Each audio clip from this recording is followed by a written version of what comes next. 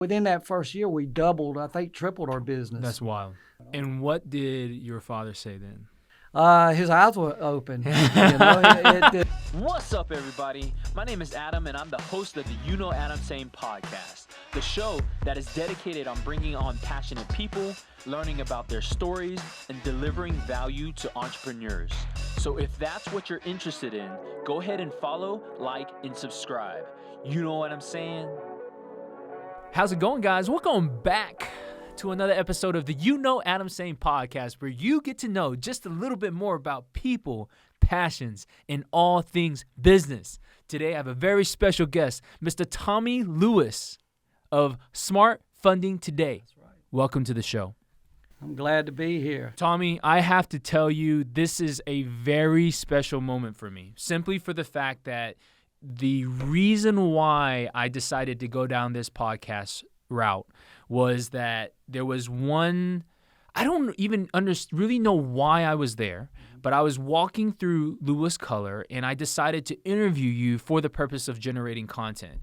And in that conversation, there was so many things that I enjoyed that it really led me down this path of, I want to talk to entrepreneurs. I want to talk about their journey, what they've done, so forth and so on.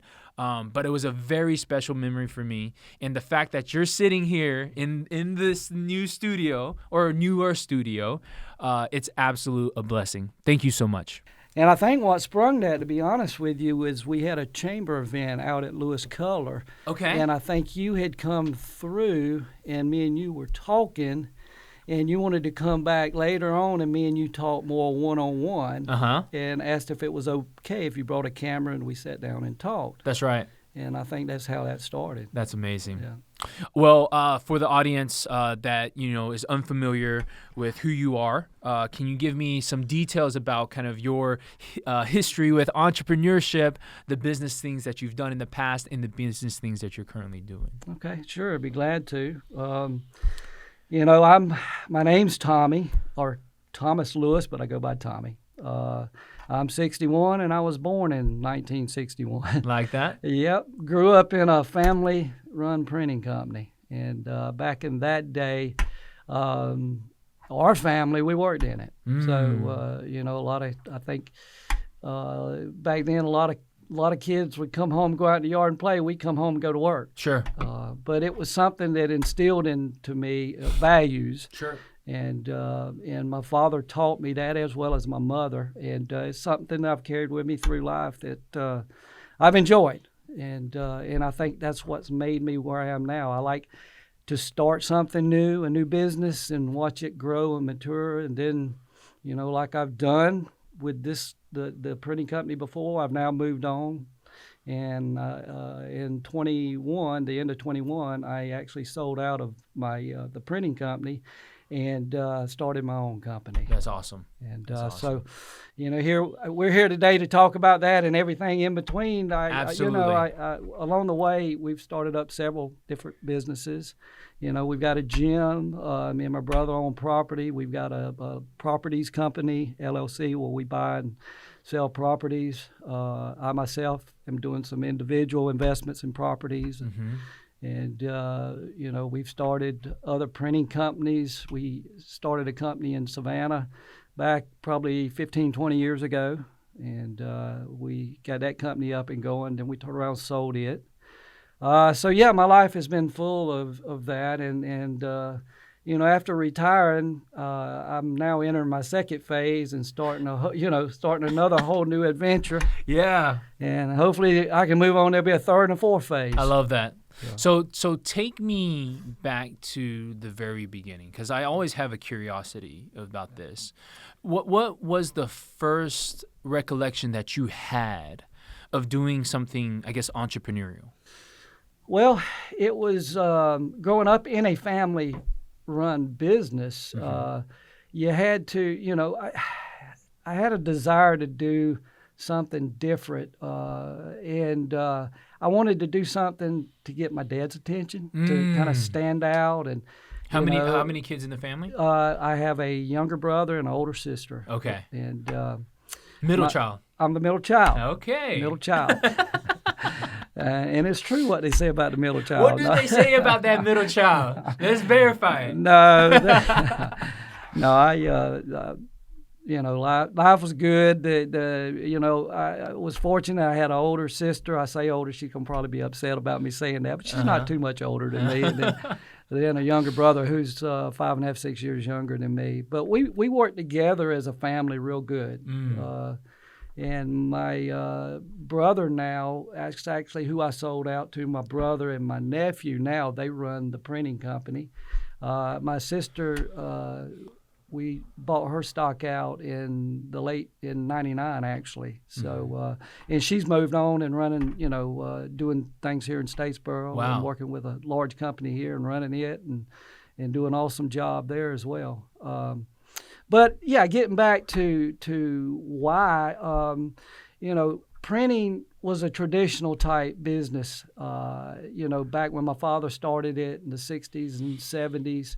And, I graduated high school in 79, went to Georgia Southern University. Back Wow. at that time, they had a print and management program. You could major in it. So I went and majored in print and management, graduated in 83, and ended up getting married in 83 and had to enter the workforce. And, at that time we were a mom and pop print shop. Again, my sister was working there. She had come on board the year before full time, and there I was, and we had a brother coming up through high school at that time. So we knew we had to figure out something different if we all wanted to make a living out of it. So not only one family existing out of it, now we had a combination 2 and 3 different families, and eventually 4 with my brother coming in. And so the goal was, what can we do to make our company different from another printing company? And so we just started, I actually was doing sold some printing to a company that I loved the way the company was structured.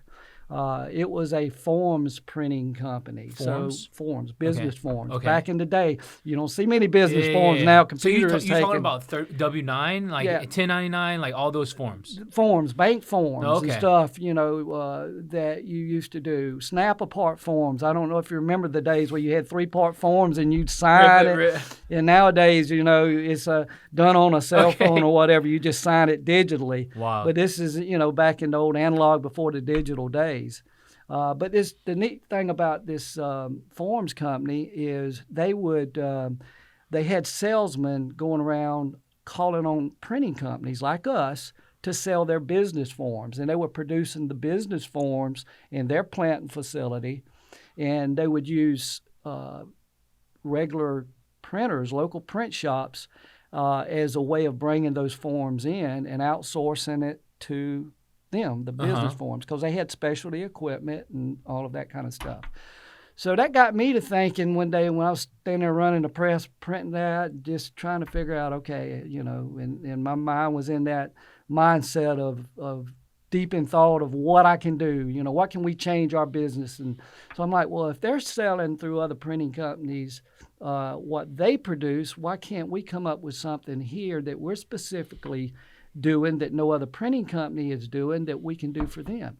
Well, back during that time in the early 80s, color printing was very expensive, to say the least. It was a whole different concept. The digital age wasn't here, and the print color, you had to have these $1 million printing presses, and you had to have all this technology. Well, I ain't going to say technology, but you had to have all this craftsmanship. Sure. That was in the days of craftsmanship. So you had to hire people that understood how to make separations and separate colors out so that you can print them back and all this, that, and the other. And so in a nutshell, I got to talking with my father, and we're like, I had this idea, why don't we put a color press in And then we could outsource and do the color printing for all these other printing companies and have the same structure that the business forms. Fascinating. And so that's, so at first, my first reply from my father was, son, you realize that's $1 million printing press.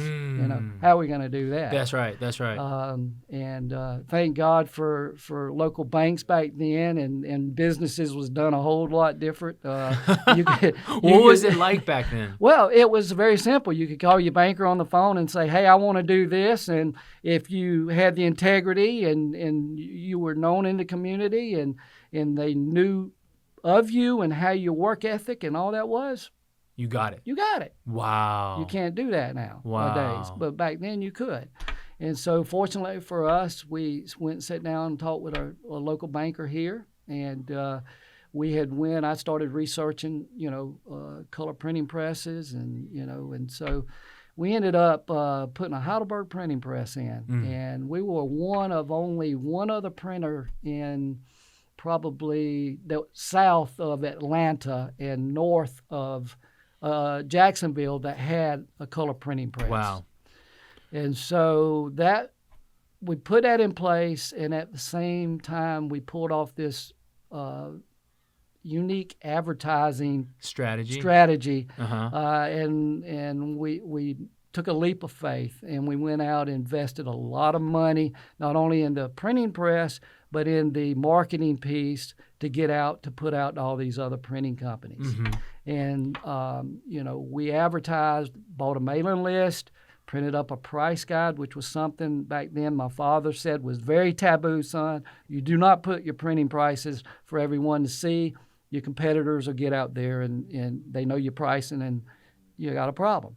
But I was like, well, in the forms book, they had the pricing right there, So, and I knew not every printer around had a color printing press. Sure. So it wasn't, so we had to price it in a way that the other printers could put a margin and a markup on there. Sure. And we found out, we bought a list up and down the East Coast of the U.S., and the further up north we went, the more competitive we got and the more business we got. Really? So in the mid-'80s, with the color press sitting in our plant, and UPS had that time was hitting it hard, we become, in the mid-'80s, one of the biggest shippers on UPS locally here. With color? Just printing color, printing and shipping it via UPS to all these printing companies up and down the East Coast. Give me an idea of volume. Gosh. Are we talking about pallets? Yeah, you're talking a lot. I tell you what, we picked up, in that first mail out, we picked up a printing broker in New York. I never will forget him. I flew up there and started a real good friendship with him. But he was a old-time Jewish printer up in New York that knew everybody up there, and he was big into the NYNEX, the New York Telephone Exchange. He had a way to get into that building and was connected, and so we started here in Statesboro printing all of the promotional stuff for the New York Telephone Exchange. That's NYNEX. wild. And we did it here. And it was because of that marketing campaign we locked in that customer. And it just basically grew from there. We did more marketing. The people up north loved our pricing because he was a print broker up north. Yeah. But he was having to send his printing to local printers that would turn around and compete against him. They would go like, well, I don't need you. I'll go straight over there and That's say, right. And here he was able to use me and double and triple his markup that he had before. And so that's that's how our company grew. That's right. And that's where the success of the company. What type of difference did it make? Did it two times bigger? Within that first year, we doubled, I think tripled our business. That's wild. And then it continued to grow from that point on. And what did your father say then? His eyes were open. He realized that we rolled the dice. Yes. And I firmly believe you got to roll the dice. But it's a life quest. I mean, if you sit in the same place and don't do nothing, nothing's going to happen. So you got to take that chance and you play the odds the best you can. and you roll the dice, and you work hard, and for us, we were fortunate to have. Do you remember going back to that decision? Was there any kind of back and forth in your mind? Were you like, hey, like, I don't know if this is going to work? Or did you kind of like full steam ahead, like knew the vision, decided how to play it out? Me and my brother talked, even though he was at that time, he was working full time going to high school. He knew, like me, that we both were going to have to make a living out of this, and we both were going to end up in it. And so we together, knew it was the right thing to go. And so we basically, I never questioned it. I saw it work with the business forms company. Sure. So to me, it was working. He saw it too, because he was in there beside me running the presses, printing the same stuff. We got to talking. And the volume was just... Yeah, and they were one of our larger customers. So here we are, a printer printing for another printer, but they were business forms. They couldn't produce, the catalogs and things that we could produce. They printed business forms, NCR, carbon forms, stuff like that.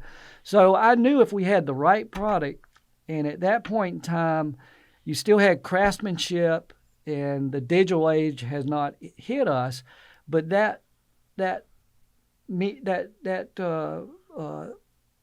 far as the color printing was starting to really take hold, and it was an expensive product, but at the same time it sold great for people. I can remember boat companies that produced boats. We printed, and your color had to be dead on. You had to match the paint on the boat to the photos, and it was just a lot of things. And back then that you had to have the craftsmen. You had to find people that knew what they were doing. You didn't just press a button like you do nowadays and put it on autocorrect. That's right. There was no autocorrect back then. That's right. So yes, to answer your question, it never really entered my mind that it wouldn't work. If executed right, it was going to work, and it worked. That's amazing. I love that story simply because, I think entrepreneurship is a lot about identifying what has worked before, and then also like changing that to suit the business that you're in, right? Exactly. And attacking it from that angle. So absolutely, that's extremely valuable advice right there. Moving forward, obviously the printing has changed over this period of time. How have you adapted the organization to be able to deal with the changing times? Because it's a constant, as technology gets better and better, like even with the autocorrect, right? Yeah. Do you guys still there's a new upgrade every day coming out on that. I've been out of it now since 21, December the 31st of 2021.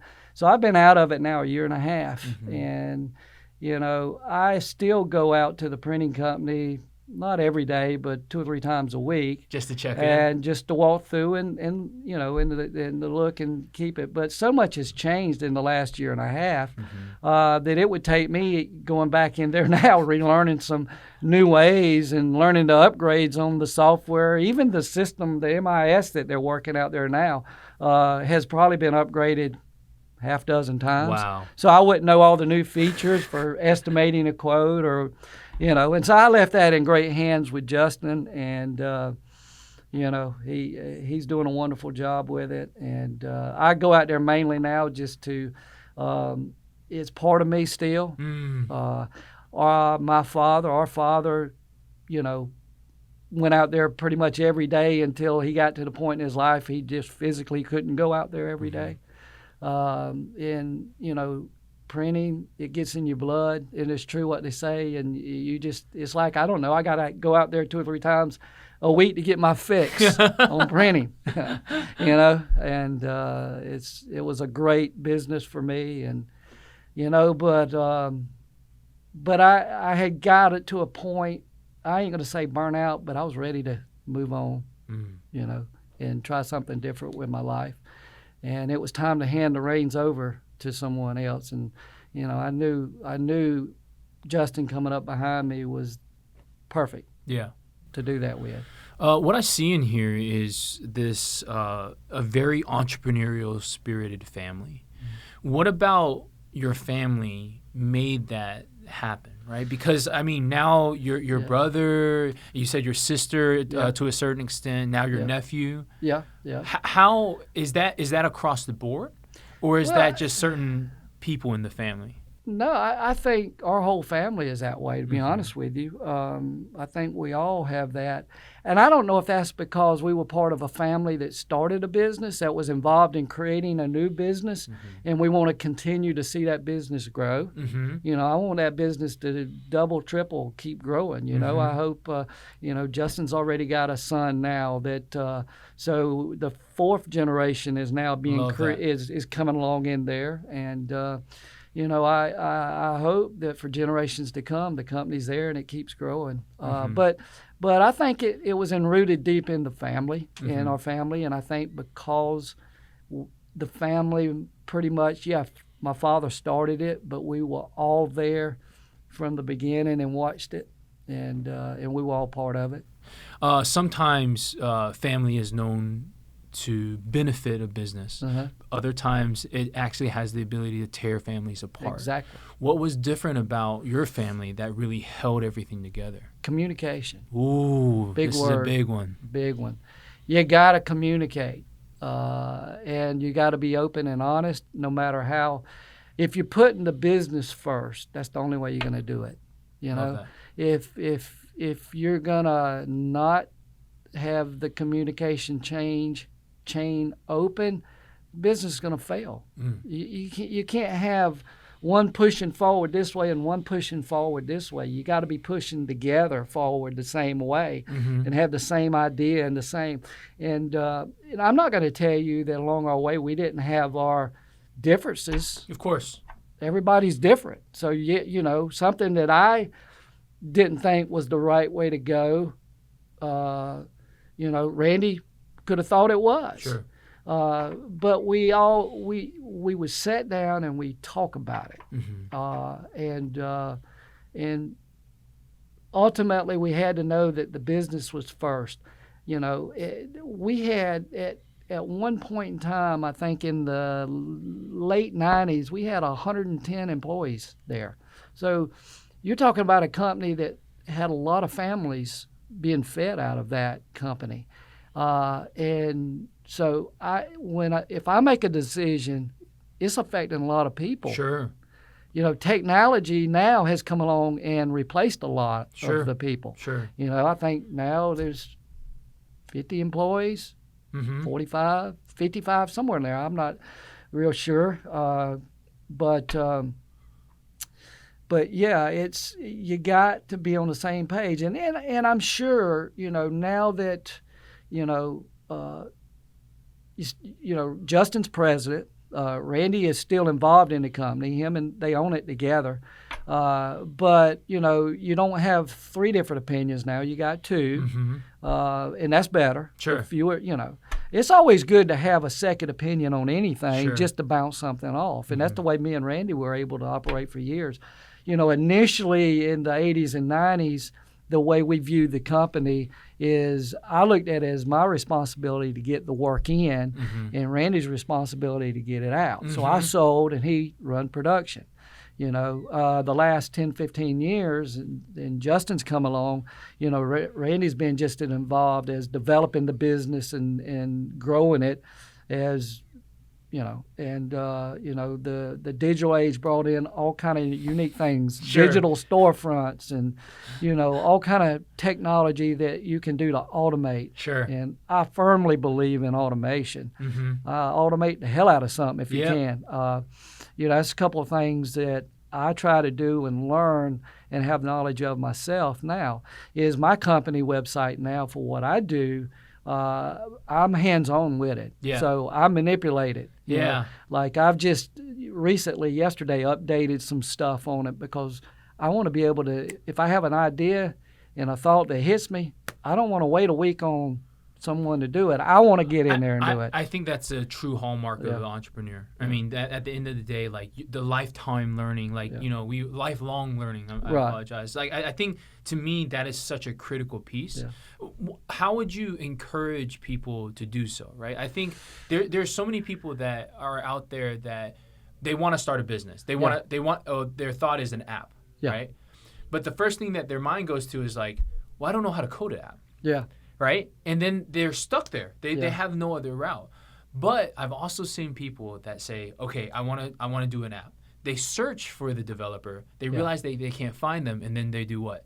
They actually learn them themselves. Yeah. And I honestly, 10 out of 10, every single time I will bet on that person. Yeah. Because they have the tenacity, and it's no longer, they then rely on themselves to move that business forward. Yeah. So the fact that you're coding now, that's impressive. That's awesome. It's I'm using the word WYSIWYG. I'm doing a lot of it that way. What believe you me, see I'm is not what you get. Exactly. I'm that's not probably doing my the motto raw, too. What you see is what you get. I'm not really doing a lot of the raw coding, but no, that's okay. But it's formatting and whatnot. Still having the desire to do that. I know so many people that kind of have either retired or whatever it is, and they don't want to do any more of that. Right. But the fact that you're still hungry for that knowledge, very impressive. Sure. I love that. Well, that's what keeps me awake getting up in the morning, So let's talk about it. Okay. What is so now we've kind of like moved, we've gone through the printing side of things. What is it that you're doing currently? Currently, I am in the funding business. Okay. I started a company when I sold out. The company called Smart Funding Today. Okay. That's the website. You can go there and it'll tell you everything that I do. And basically how I got into that, a lot of people, when I say, well, I'm loaning money or I'm a loan broker, they're like, oh, you sold your business, now you're loaning your money out. No. It's not like that. Okay. It's not that way. Basically, I rep about 40, 45 different companies that lend money, and I'm a rep for them, basically a loan broker. I found out about it because about a year before I sold my half of the company, we had already sat down, me and Justin and Randy, and decided we were going to work on a strategy where I could basically exit the company. Okay. And so, having done that, I knew from the get-go I wasn't going to just retire and start playing golf and fish the rest of my life. That's not me. Sure. I like the deal. I like to get out and generate a dollar. That's fun to me. Sure. And that's just who I am and what I like to do. I want to ask a question here. Sure. Do you think that is innate or is that a learned behavior? Right? Because I think it's born in you. But you have to learn how to do it at the same time. So I don't know if I'm not trying to avoid your question, but I think you got to have that spirit about you, just like having an entrepreneurial spirit. You got to have it, and then you got to learn it. And and that was my biggest thing. What am I going to do? I told for several months, okay, I'm not going to retire. What am I going to do? And it was. It was unique how things just ebb and flow from one thing to the other. I had a friend that was kind of in my situation 4 or 5 years prior that had was in a printing company, family owned, took over, run it, and had more family there, and wanted to sell out. And so I called that person up and I said, hey, I'm looking to do what you did. It was 4 or 5 years ago. Can you give me any insight, any hindsight as to, how did you make the deal happen and all this, that, and the other? And so he said, sure. Basically he pretty much gave me a blank copy of his sales contract, his buyout agreement. This is how it's done. This is how I did it. And so, I took a look at it and sat down and me and Randy and Justin looked at it, and basically we followed that structure, and I have had numerous people say, well, how did you come up with a price? how do you come up with a price with something like that? How do you know what to sell it for? It ultimately comes down to what you're willing to pay me for it and what I'm willing to sell it for. Yeah. There is no secret. That's right. On paper, you could say it's worth whatever. Sure. But it comes down to how bad you want to sell it and how bad the other person wants to buy it. And so we were able to, through that scenario, meet on a common ground. I wanted to put something together that made sense both ways, that I knew was doable and that it would work for me. Mm-hmm. And so that's how we did it, following the structure of what the guy had given me. So anyway, after talking with him back and forth and, in the end, having conversations where we put it together and all like that. And I was like, so what are you doing now? That was kind of how I ended one of the last conversations with. And he said, well, I'm actually in the lending business. I'm like, same thing. You're lending the money you sold? He's like, no. Yeah. I'm lending for other lending companies. And I'm like, really? And, he was telling me about how he, met so many different companies and, company owners and all through his life working in the printing company. And same for me. I mean, I've met not only locally here, we've done business from California to New York to Miami in the printing company. So I have connections all over. I served on our state board for, probably a combined of 10 or 12 years. I was in peer groups, where you get a dozen other companies that are about your same size, and you once a quarter go off to somewhere and everybody looks at everybody's books and you figure out what they're doing that's successful that you're not doing and vice versa, and everybody collaborates. And so I met a lot of people in my lifetime, and I borrowed a lot of money. You got to borrow money to make money. That's so right. I knew all about how to borrow money, so I had to learn how to lend money. Yeah. And but the long short of it was, after talking with him and everything, I really got to thinking about that. And I'm like, well, I got a lot of contacts. I know a lot of people, and I can start out in the printing industry. Sure. I know how we always had to buy printing equipment, printing presses, bindery equipment, that, we needed lenders. My first advice to everybody that is going to finance a piece of equipment or commercial property or whatever is, if you can, go to the bank. Mm-hmm. Go to the bank first. Yeah. That's your best scenario. That's right. Then, if for some reason you can't go to the bank, then that's what I'm here to help you with. Sure. And I'm not saying go to the bank because their rate beats mine. There's cases where I beat the bank's rate. Sure. It's just best, if you have a relationship with the bank, to go there first. Sure. Then there's situations where, I know there were times where I done been to the bank twice this year. I don't want to go a third time, but I need it, Yeah. That's where someone like me can come in, Mm-hmm.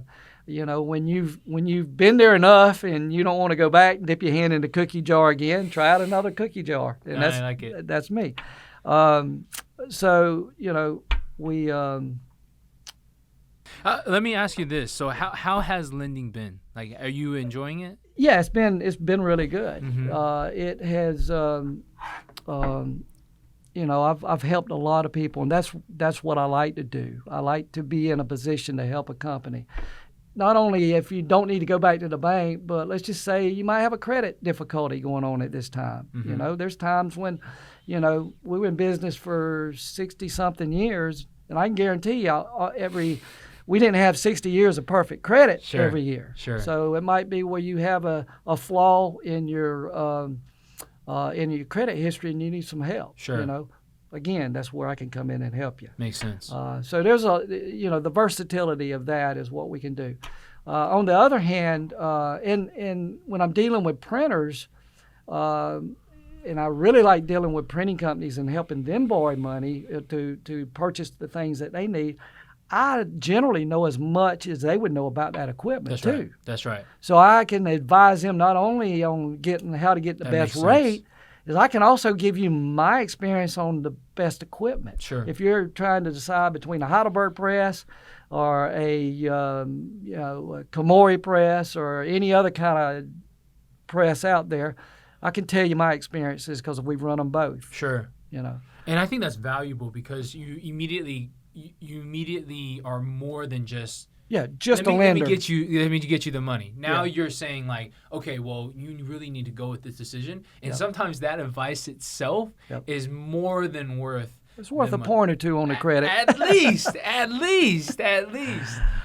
So your main business right now is really still with printers? We've reached out. I'm doing, I'm lending now for any type of equipment. And I'm actually working with manufacturers that build equipment that need a lender to finance equipment for them. I'm working with a company that sells specific types of forklifts. Okay. And they need someone that can handle financing for their customers. Sure. They don't do financing in-house. Sure. So I love that because when I get one customer like that, now I've got, over the course of a year, I could have 100. Yeah. Just off of that single so one. That works great. So lending in general, commercial, I'm doing some commercial real estate. I stay inside the commercial market. Sure. I don't do the personal. Gotcha. Actually, that's a lot more complicated, and it's, and I love the commercial side of it. So I just stick to anything and everything commercial. Yeah. Now, what has happened this year is transformed. Again, one of the things I like doing is helping business, okay? This year, going back in January, we actually started a new branch of our business that has been rapidly growing. And a lot of business owners have heard of the PPP, Sure. which the government put out as a stimulus program. We used it in the printing company, and pretty much every business owner I know, I think, used the PPP program to help them get through the pandemic. Sure. What has happened, the PPP has now ended, and last year Congress put out the ERC, the Employment Retainment Credits. Okay. And so that's what we started funding that in January. Last year that program come out, and what that basically is it's allowing you to go back the second, third, and fourth quarter of 2020. Okay. And then you can go the first, second, and third quarter of 2021. And they're actually giving you, if you maintain those employees through that difficult time, they're actually going and giving you tax credits on that. So you can actually go in there. In 2020, they allowed you per employee during those quarters based on different percentages and whatnot. It's all laid out there, and our accountants that the company that I work for, that I rep, they do all of that in-house. But they are able to go back. They're forensic accountants. They take that information. They can take your quarterly payroll taxes, and go through and dissect what in the way of tax credits that you're allowed for that year. And based on what you have after they've gone through it, in 2020 you could get back $5,000 per employee for that year. But it even gets better. In 2021, they changed it from $5,000 for the whole year to $7,000 per quarter. Per employee. So now you can get $21,000, just say that the tax credits add up and you get the full 100% for every employee you had, you get $21,000. So a lot of people might see, if you're out there in Facebook world, all the ads coming, like you can get $26,000 per employee. Yes, you can, if all the stars align right with your tax credits. Sure. But what happened was this program come around last year. It come around in 2022. So what that allows you to do is you can go back and amend those payroll quarters, and they're credits. So what's happening is you go back, amend them. Now you got credits. So let's just say your tax returns you paid was, your total taxes, whatever. Now you get a refund because you pay taxes based on owing this amount. Well, guess what? the credit's credited you on your payroll side, so you don't owe that much. So Sure. now you're getting a refund back from the government. Is this a way for the government to stimulate the It is economy? it's another stimulus. It is, right? It's another It is. stimulus, just like the PPP. But the PPP was more straightforward. It was just simply like, hey, look, if you carried the people through, then you get If the you money. stayed open and worked through it in difficult times, then the PPP, yes, you got that. And what's been a little, this is a question that, not a question, but this is what I get every time I talk with someone about this, a local businessman. Hey, have you looked into the ERC? And a lot of times they're like, yeah, I've talked to my CPA or my accountant. They don't think I'm eligible. Eligible. They just for don't it. want to do the work. Exactly. I hate to say that because I have a lot of That's all right. I'll say CPA it. friends I'll and say a lot it. of accountants Except my out there. accountant. Thank you so much. I really appreciate your help. I love accountants and CPAs, but essentially, So how do they you don't. how do you assist in this? Your company actually does all the legwork then? We have the forensic accountants that do nothing but work on this for us. Got you. And I want to go back and say one thing on the PPP side. If you'll notice, and not dissing again accountants and whatnot, but the banks handled the PPP. Sure. Everybody got a PPP, got it through the banks. Sure. All right. With the ERC, it's companies like us now that are handling that.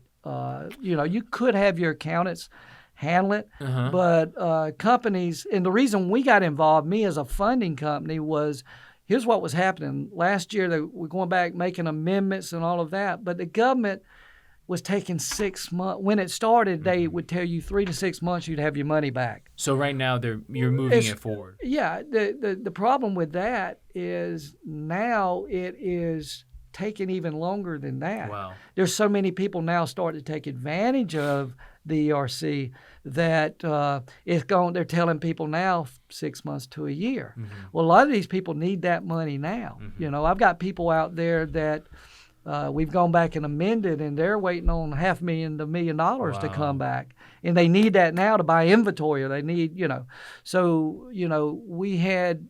I actually have 2 companies I rep that are attached with funding companies, and that's how I got involved. And what they're doing, once the taxes are filed, once the forensic accountants go in there, cipher out the difference and what the credits are going to be, then we go back, but we know then how much tax credits you're going to have.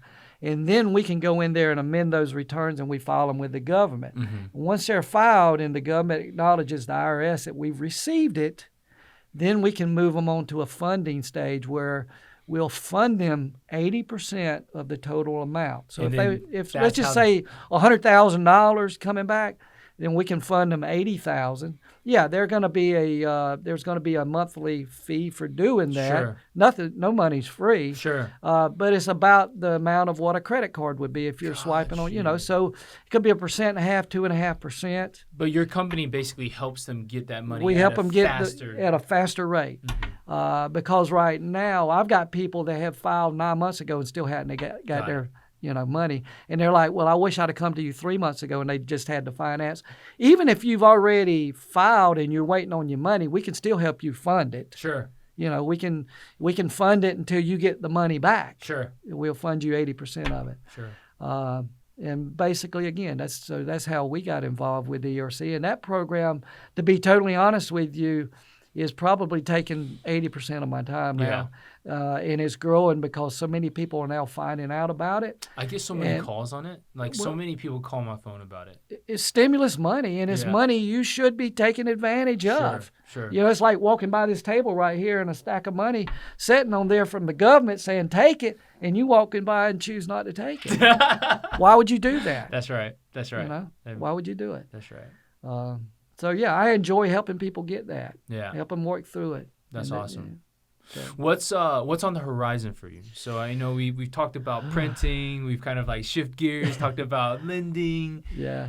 Me, as far as me personally, I am I've got this plan in my head to buy at least one piece of commercial property a year and invest in it. for rental, for commercial rental. So that's a personal goal of mine. I'm going to be closing here in 2 weeks on a commercial piece of property I bought here locally in town for that reason. Same thing. I've already got one renter in it, and I've got 3 more spots to rent, but I've already had people ready to see it. But I'm in the middle of, once I close, I'm doing some refurbishing first. Makes sense. So that's a personal goal of mine, is to buy at least one a year. If I can find 2, I'll, might do 2. It's staying busy. It's the excitement. If you're truly an entrepreneur, then you're like me. You wake up every morning and, what's in my mind is, what can I do today to create $1? And what can I do that I can create that's unique and different from the next person? That's right. That's right. And that's the enjoyment of life to me. Yes. Yes. That along with grandkids. Yeah, love that. How do people get in touch with you? Maybe we have some listeners that are interested in your services. Yeah. How do they get in touch with you? Well, my website is Smart Funding Today, and that's funding, Funding today. Smart Funding Today. You can go right there, and it'll tell you everything you need to know. Again, you can apply right there. It'll notify me. You've got a basic form that gets it started that you can go there and submit to me. It'll directly put you in our queue, and we'll be ready to process and start on your getting your ERC, monies today. That's awesome. Tommy, I have to thank you so much for coming onto the show. Thanks for sharing the stories. I think that one of the best parts of having a show like this is being able to speak with people and learn about their life experiences and how they approach entrepreneurship. I feel so inspired by the story of being one of the first color printers in this area, and also changing the model. Right? Not being so constrained with what everybody else is doing, but trying something different that you had seen work in another arena and applying to your business, which has led to so much success. And then not only that, but continuing on, even as you've closed this chapter of being a part of the printing company, you are looking for new areas to conquer as well. So thank you so much for coming on to the show. I appreciate you greatly. Thank you for being a part of the community, which has been huge, and I appreciate it. Well, I can't thank you enough. Thank you for having me, and I feel now I've come with you full circle. Yes. I was right there when you started, and right here now. So hopefully in the 3rd phase we'll do another one. I love it. That's awesome. Thanks. You so much. Appreciate it. it. Thanks.